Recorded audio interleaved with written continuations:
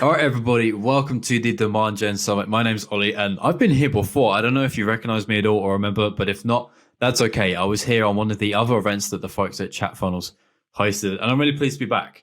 This time, though, I've got something a bit different for you. Last time, I spoke about cold email, and that's really close to what my company does. It's kind of close to our heart, and one of my personal strengths as a marketer who used to sell as well. Don't hate me. I used to be a salesperson. I hold my hands up. But today I've got some webinar hacks that we use here at VanillaSoft and Order Close. And to be honest, I'm kind of proud of them. We do some kind of cool stuff. I won't toot my horn too much. The team makes all of this possible. I could not do it by myself whatsoever.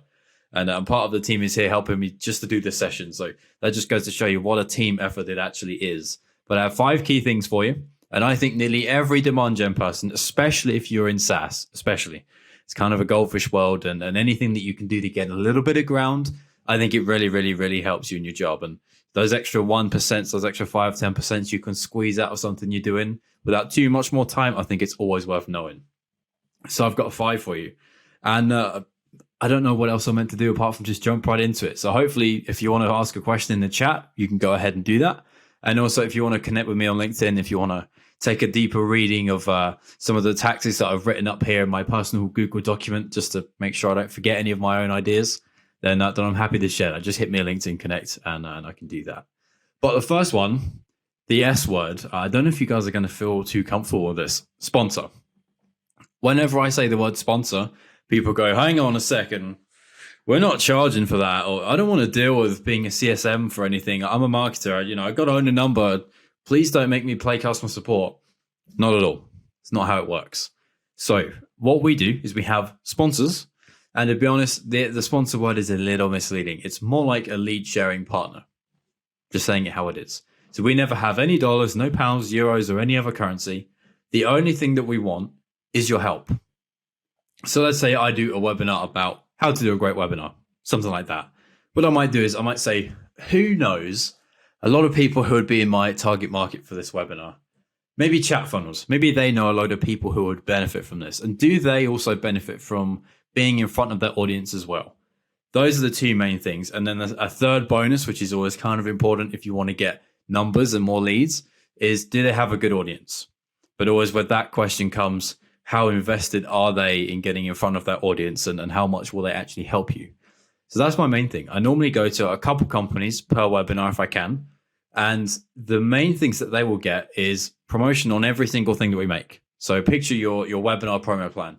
Hopefully, maybe you're doing an image so that you can put that on your LinkedIn maybe. And what you're going to see is title, maybe my face, and hopefully somebody else's to make it actually interesting to come to. And then you see at the bottom, sponsored by, or partnered with, or brought to you by.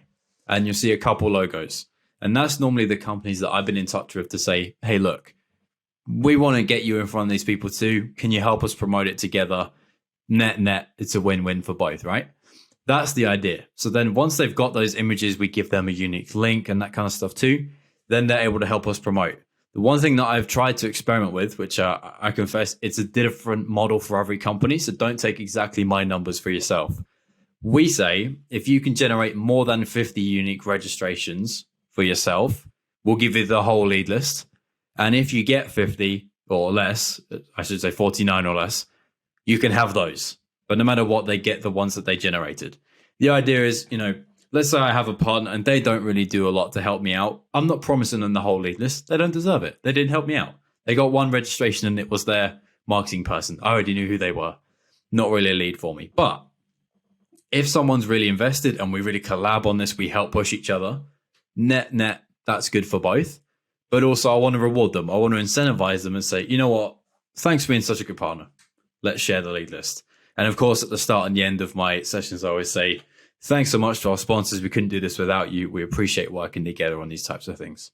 So that's one. It's always a good way to sort of appear bigger than you are, get more eyes, get more leads, because ultimately you have more people helping you promote. And that's never really a bad thing. Now, my second one, I would love to be able to do this a little bit more obviously here with you, but I don't have another guest to bring in. So you're stuck with me.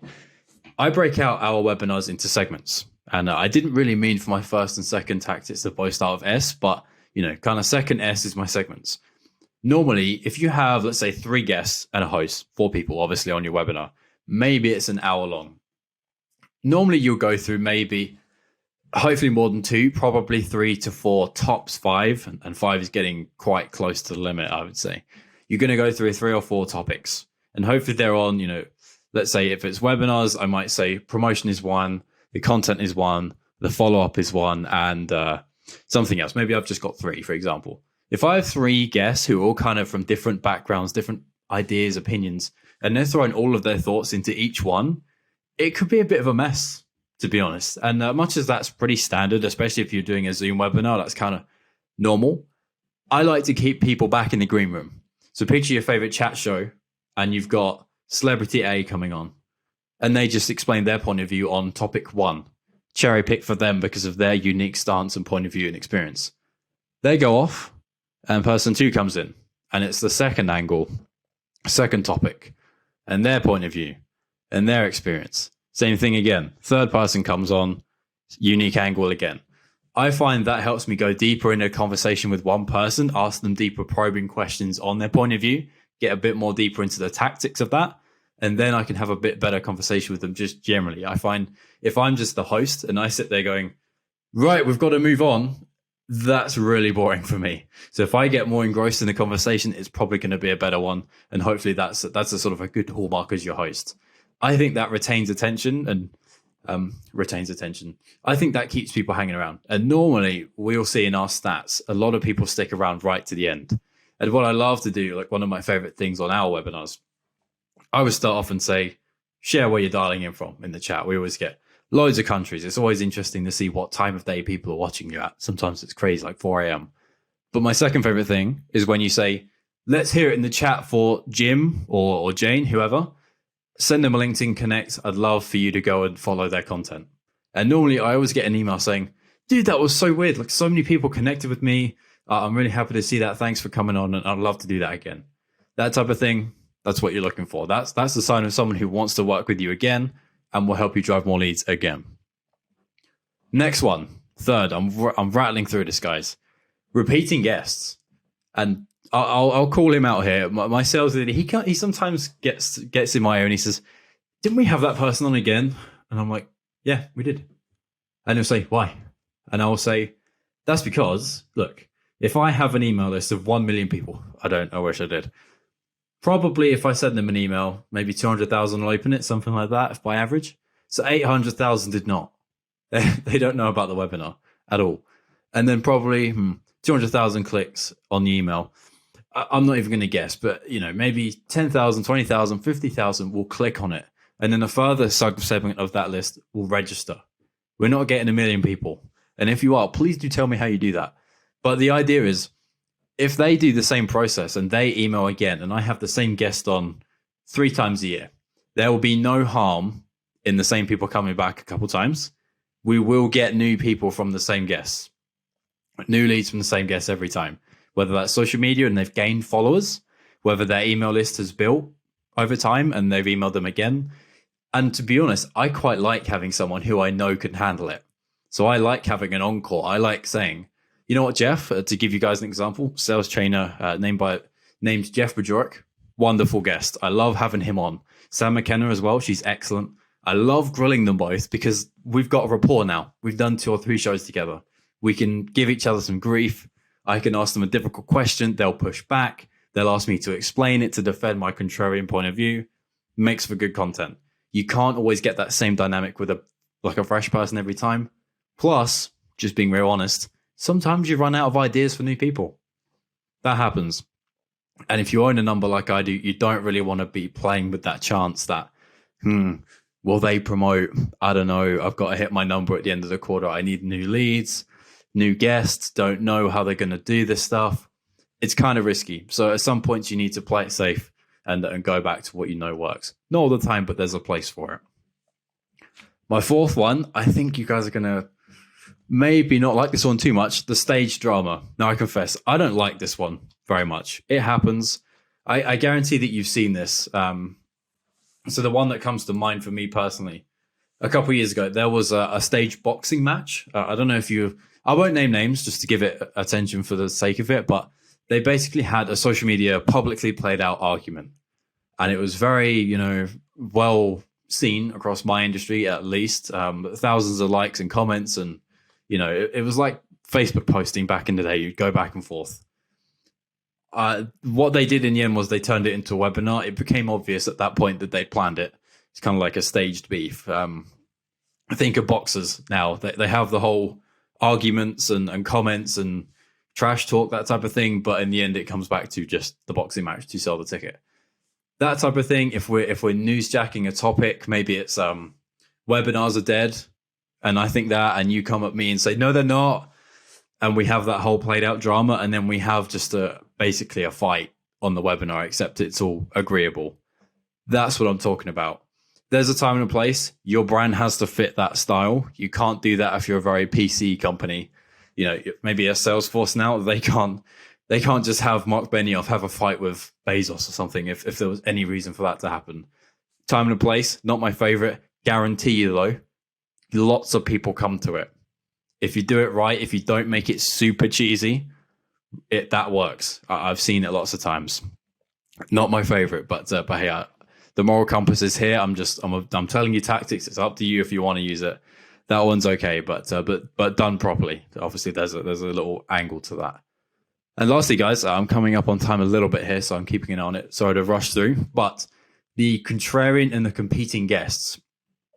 Now, what if I said to you, let's get your biggest competitor on a webinar and talk?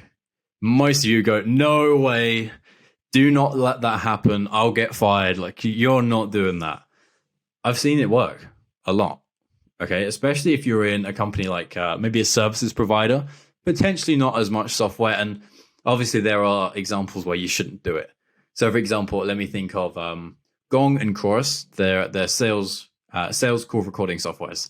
I don't think they like each other too much, so they probably would not do that. And they're massive. They're worth a couple billion each. Probably they're not going to do that, okay? Maybe if they did, I think it would look a bit like the stage drama tactic. It would probably go viral, but who knows what the outcome would be. We could get registrations, but would we get deals from it? I don't know. I think that would be a little bit played out. But let's say I'm a sales trainer, and there's a person to my right who I think is an equally as good sales trainer. Slightly different angle, though. Maybe they're about closing deals, and I'm about getting in the door. We can have a debate. We can talk, especially when you're commoditized. Maybe you're a marketing agency, something like that, where there's lots of you. A software company, it depends what space you're in. That's not really as common. Though there can be lots of you, it's not quite as much as service provider firms. What's the harm in just disbanding the idea that we compete? A lot of the time, you don't compete with anybody. For the most part, let's say I sell marketing consulting. I don't have competitors. I do not lose deals to Dave Gerhard or any of those folks. Just they win deals, but no one's going Ollie Whitfield versus Dave Gerhard battle card or anything like that. It just doesn't happen. So if we're going to have a debate, we might as well just lean on each other and say, you know what? Best of luck. Let's just have a fair debate. We'll talk about it. But I don't think we need to have this pretense that we really are against each other, because we're not. We just do something kind of similar. So we might as well cross-pollinate our audiences. That's a net benefit for both, unless you have particular context which says that you shouldn't. But for the most part, I think that's a healthy relationship to have anyway. If you've got competitors, you might as well refer them business and they refer it back to you, Unless there's, again, like I say, a good reason to not. Maybe a Gong and a Chorus. Maybe there is some beef there. Maybe there is some bad blood for a legitimate reasoning. But I think for the most part, everyone just goes, oh, I hate the competitors. They're terrible. They aren't. They're the same as you. And there we go, guys. So I rushed through that. But hopefully I was within my time slot. Hopefully I didn't take you guys over. Like I said, I'm kind of reading from my little personal diary of marketing tactics. I've got this for webinars. As I scroll up, I have this for podcasting. I got a lot for that. I've got blog posts. I have personal social media. I got pretty much as I could possibly have thought of. I wrote it down one Sunday, and that's the net result. So I got over 50. If you want to take a little look or ask me about a couple of them, feel free to hit me up on LinkedIn. I'm always on that.